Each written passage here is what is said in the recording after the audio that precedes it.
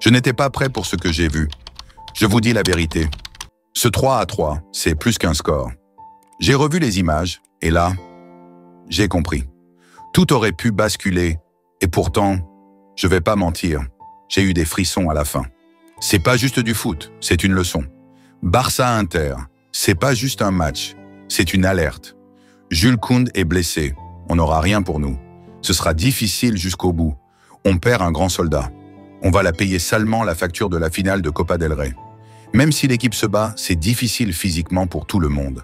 C'est la première fois que je ressens une telle sérénité après un match nul. Un calme étrange, presque apaisant, malgré l'enjeu colossal de cette demi-finale allée contre l'Inter Milan.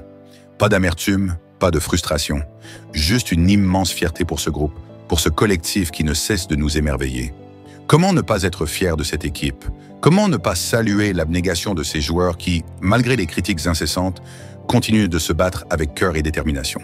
Certains détracteurs osent dire que nos victoires contre le Real Madrid, le Bayern Munich, l'Atalanta, l'Atlético Madrid, Benfica, Dortmund ne comptent pas, que ces équipes n'étaient pas à leur niveau habituel. Mais n'est-ce pas justement la marque des grands que de faire déjouer l'adversaire, de le pousser dans ses retranchements? Ces critiques ne sont que le reflet de leur frustration. Ce match contre l'Inter, c'était un véritable bras de fer, un duel tactique intense, où chaque erreur se payait cash.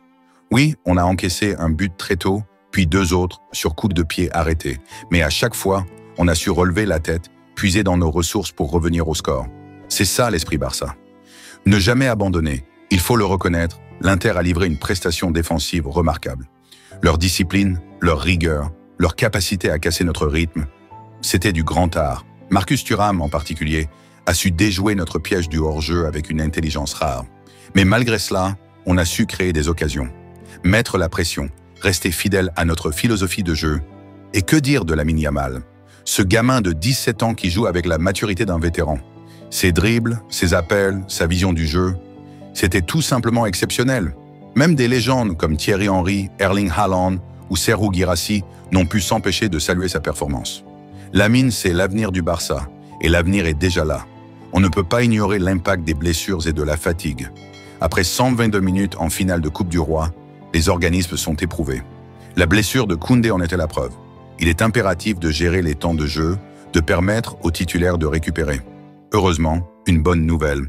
Alejandro Balde sera disponible pour le match retour.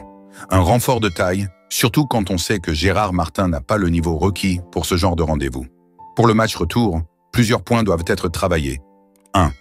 Les coups de pied arrêtés. On a concédé 3 buts sur ces phases. Il est crucial de renforcer notre concentration et notre organisation défensive. 2. La récupération physique. Les joueurs clés doivent bénéficier de repos pour être à 100% mardi prochain. 3e, les choix tactiques. L'intégration de Balde permettra de solidifier notre flanc gauche, offrant plus de garanties que Martin. En conférence de presse, Hansi Flick a tenu à souligner la performance de ses joueurs. Je n'ai rien à reprocher aux joueurs. La performance de l'équipe avec le ballon était vraiment top. Le style, la façon dont nous avons joué au football aujourd'hui, en demi-finale de la Ligue des Champions, était absolument fantastique. Il a également salué l'impact de Lamine Yamal. Lamine est un joueur spécial. Je l'ai déjà dit plusieurs fois, c'est un génie. Dans les grands matchs, la qualité de ce type de joueur se démontre, et il l'a montré aujourd'hui. Des mots forts qui témoignent de la confiance du coach en son groupe. Tout se jouera mardi prochain au Giuseppe Meazza. Ce sera difficile? Oui. Va-t-on souffrir? Certainement. Mais aura-t-on peur? Jamais. Cette équipe a montré qu'elle avait du caractère, qu'elle savait se relever. On ira en Italie avec l'envie de tout donner, de se battre jusqu'à la dernière minute. Parce que c'est ça, l'ADN du Barça. Ce match aller nous a offert un spectacle intense, riche en enseignements. Il a mis en lumière nos forces, mais aussi les aspects à améliorer. La route vers la finale est encore longue, semée d'embûches. Mais avec cet état d'esprit, cette détermination, tout est possible. Rendez-vous dans la 2e partie de ce débrief pour une analyse plus approfondie des aspects tactiques et des perspectives pour le match retour. 2e partie, l'avenir, la stratégie, la guerre finale. Mardi prochain, ce ne sera pas juste un match, ce sera une bataille. Et pour la gagner, il faudra être prêt, physiquement, mentalement, tactiquement. La bonne nouvelle, c'est que la majorité de l'effectif va pouvoir récupérer. Grâce à la rotation mise en place après la finale de Coupe du Roi et à la gestion intelligente des entraînements, on peut espérer voir une équipe beaucoup plus fraîche pour ce match retour. Une équipe avec les jambes, mais aussi la tête. La fraîcheur, c'est plus qu'un luxe à ce stade de la saison. C'est une arme.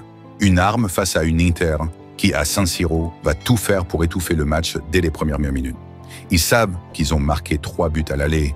Ils savent que chez eux, avec leur public, ils auront l'avantage psychologique. Mais ils ne savent pas ce qu'on leur prépare. Flick doit miser sur la relance rapide, sur la capacité de son équipe à se projeter vite vers l'avant après récupération. Ce sera vital. L'Inter va presser haut, va tenter de couper nos circuits de passe habituels, mais si on est capable de ressortir proprement et rapidement, on pourra leur faire mal. Très mal. Le jeu en triangle, les dédoublements sur les ailes, l'appui remise à pelle. Il faudra être tranchant, décisif. C'est là qu'Alejandro Balde peut jouer un rôle crucial. Son retour tombe à pic, sa vitesse, son endurance, sa capacité à créer le surnombre dans son couloir gauche, c'est une bouffée d'oxygène pour notre animation offensive. Contrairement à Martin, il a le coffre pour tenir 90 minutes à très haute intensité. Et puis, il y a un mot qu'on ne doit jamais oublier. Motivation. L'Inter va vouloir tuer le match. Mais nous, on a une mission. Se qualifier et gagner cette Ligue des Champions.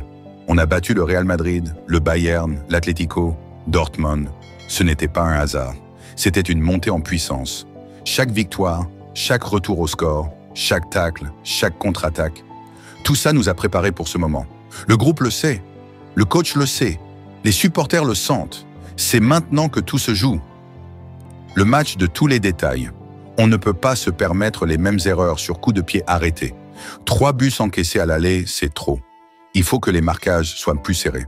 Il faut que chacun sache exactement quoi faire sur corner, sur coup franc. La concentration devra être maximale. Et devant, il faudra être chirurgical. Pas 10 occasions, pas 5, peut-être 3, et il faudra en mettre 2. Lewandowski devra être mieux servi. Ferran Torres devra continuer sur sa lancée, et Yamal devra refaire du Yamal. Un mode pour la fin, motivation et croyance totale. Ce match retour, c'est une finale avant la finale. Et pour aller au bout, il faut passer par là. Pas d'excuses, pas de regrets. Mardi, ce sera l'heure de vérité. Pas seulement pour les joueurs, mais pour l'identité du Barça. Est-ce qu'on est vraiment revenu au sommet? Est-ce qu'on mérite de rêver encore? Moi, je crois que oui. Parce que ce que j'ai vu à l'aller, c'est plus qu'un match. C'est une équipe qui croit, qui se bat et qui n'a peur de rien. Rendez-vous à San Siro. Rendez-vous avec l'histoire.